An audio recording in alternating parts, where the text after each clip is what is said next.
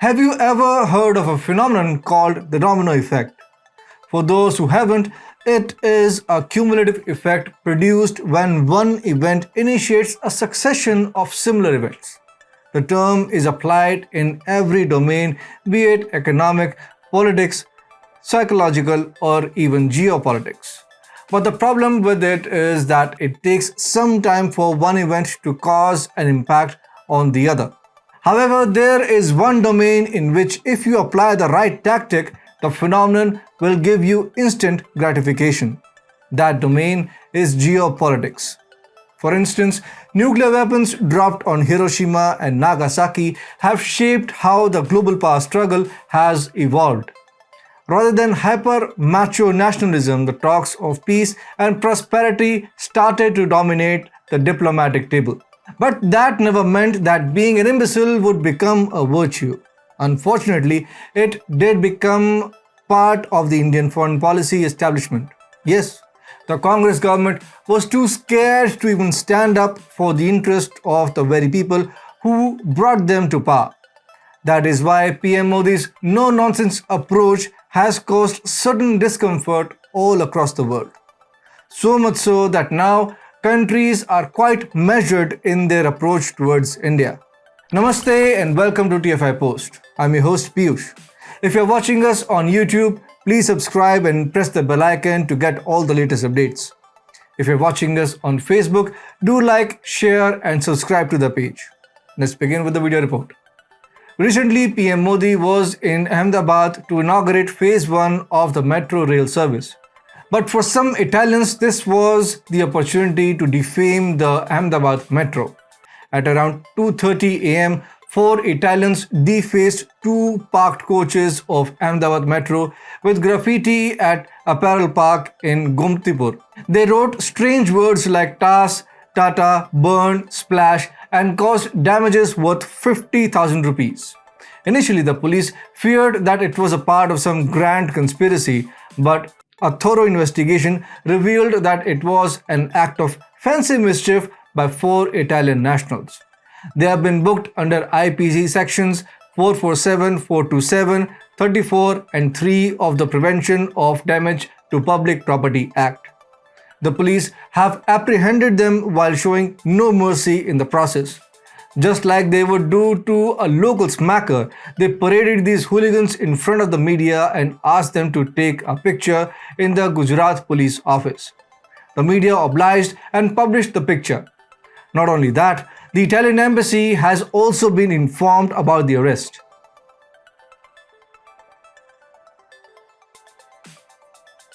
Apparently, 4 days have passed and there is no official word from either the Italian government or the Italian embassy in India.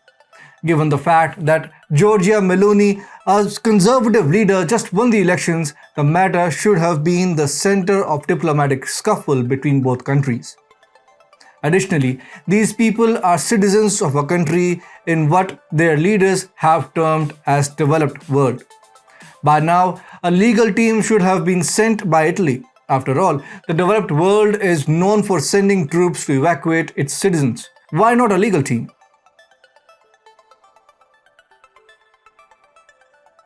No such development has taken place till now. It gets more confusing when you know that the pacifist party in this case is Italy. Yes, the same Italy which had started a diplomatic war against India in the early 2010s. On February 15, 2012, Italian flight commercial oil tanker MV Enrica Lexie had killed 2 Indian fishermen off the coast of Kerala. The reason why they were so confident and felt emboldened to kill poor Indian fishermen was because the tanker was accompanied by 6 Italian Navy Marines. Despite that, the Indian Navy intercepted MV Enrica Lexie in Lakshadweep archipelago and compelled it to proceed to Kochi port.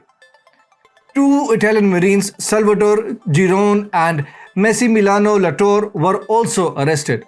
Later, Kerala police registered FIRs under multiple sections including murder on them. As expected, a diplomatic brawl kicked off, and just like it did after the 2008 Mumbai attacks, Manmohan Singh government stayed on the back foot while Italian authorities kept mounting pressure on India. In 2013, the Manmohan government even sent them to Italy for voting. Few months later, the charge of murder was downgraded from murder to violence, while charges under the Convention for the Suppression of Unlawful Acts were dropped.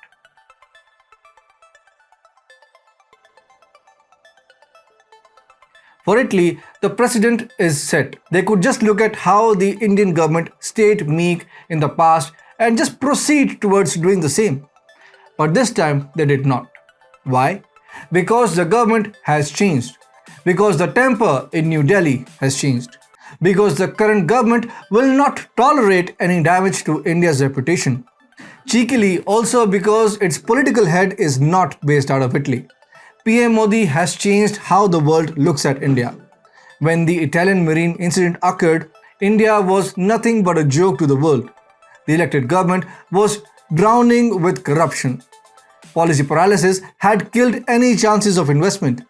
We had failed to take any decisive action on either the internal or external security threats. Why would any country fear us? Leave fear, not even a single country had big stake in our economy, so that they would be scared of offending its master.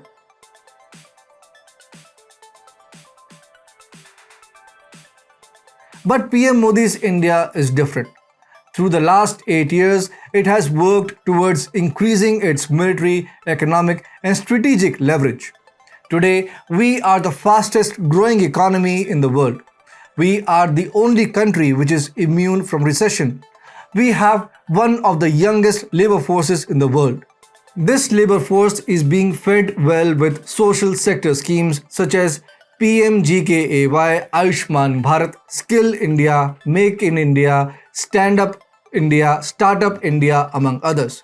No wonder we remained virtually unaffected from the after effects of the lockdown during COVID.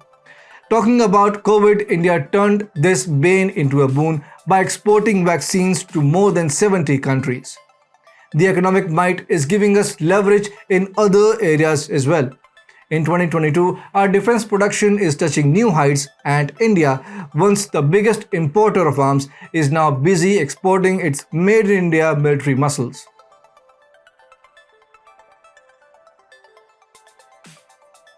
Increasing military and economic might is the reason why India has done the impossible on the global stage. When China attacked India in Galwan, they believed that India would focus more on peace and will soon run to the diplomatic table by acceding a piece of land to the CCP, just like it did in 1962.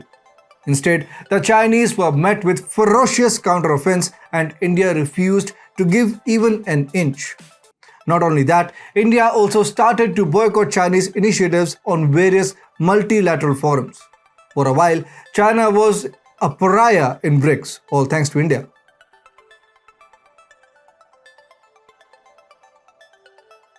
Few months after Galwan Valley, the world saw the impact of a roaring India when it decided to pull out of the RCEP deal. Its logic was simple.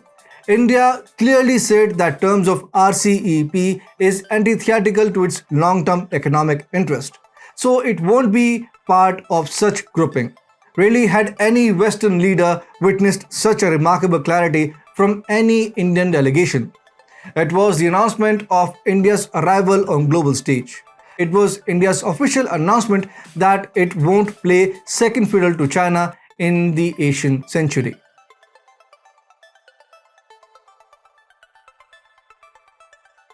India's final declaration as superpower came in 2022. The Ukraine-Russia crisis gave us a chance to showcase what India has become in the 21st century. Despite a number of pressure tactics applied by the Western Bloc, India refused to take their side in the narrative war. India always abstained from voting against Russia and increased economic bonhomie with it as well, foremost of which was the availability of cheap oil to India. There came a moment when the American president had to ask for some time out of PM Modi's busy schedule just to say hello. While India's might kept increasing, China's kept decreasing. It got the idea that if it had to save its reputation, the CCP would have to withdraw its forces from the controversial region. It is true that America's support to India, opportunistic in its intent maybe, played its part. But it is India's victory to be able to strategically maneuver between both Russia and Ukraine. Name one country which is perceived as a friend of Russia, but the Ukrainian president is still asking the world to induct it into permanent membership of the UNSC. It can only be India. You may not have realized it, but times have changed a lot during the last 8 years. The world is feeling India's heat, and that is why Italy decided to stay away from it. Dangers of getting burnt are more prolific than ever before. Ask the American establishment about it.